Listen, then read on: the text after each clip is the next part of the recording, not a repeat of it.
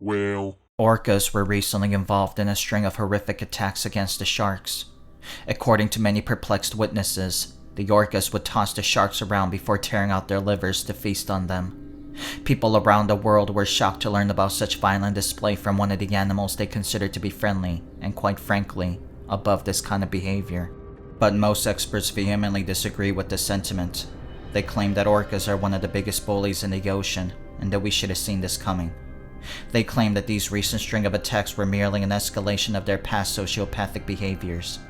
Just a few years back, there had been multiple reports from sailors who claimed that they saw a group of orcas shake down a bunch of sharks for their lunch money.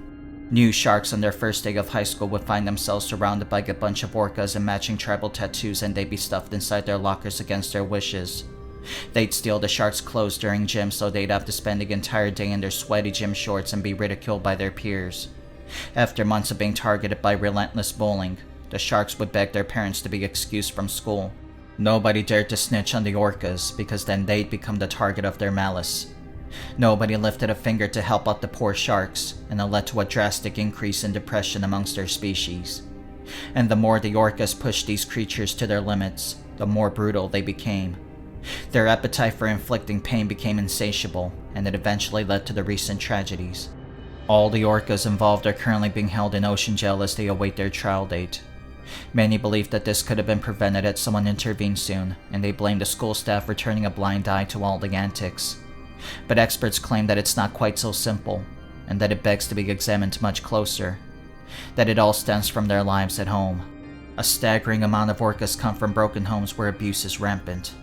Most of what they know is learned behavior, and growing up, they didn't have any decent parental figures to teach them any better. A lot of them end up in foster care, where they receive minimal supervision and nobody to guide their pent-up frustrations and anger. So it's no wonder why most of them don't do well in school and instead put forth all their attention towards making others feel as miserable as they do. But how does this happen? Experts believe that the parents of these misguided orcas also come from broken homes. Most of them end up in the system by the time they reach the age of 12 for miscellaneous felony charges. Some of them are able to make it out okay and become productive members of society, but most of them end up raising kids to become exact images of themselves. And how does that happen? Well, most of the parents of these angry orcas also come from broken homes. They're raised by their parents who also grew up in a broken home where their parents would sometimes be there unless they were serving time in prison for larceny. And I'm the consequences of your actions, and this has been another episode of Animal Facts. Please like, comment, and subscribe for more factual animal facts. Have a wonderful animal day.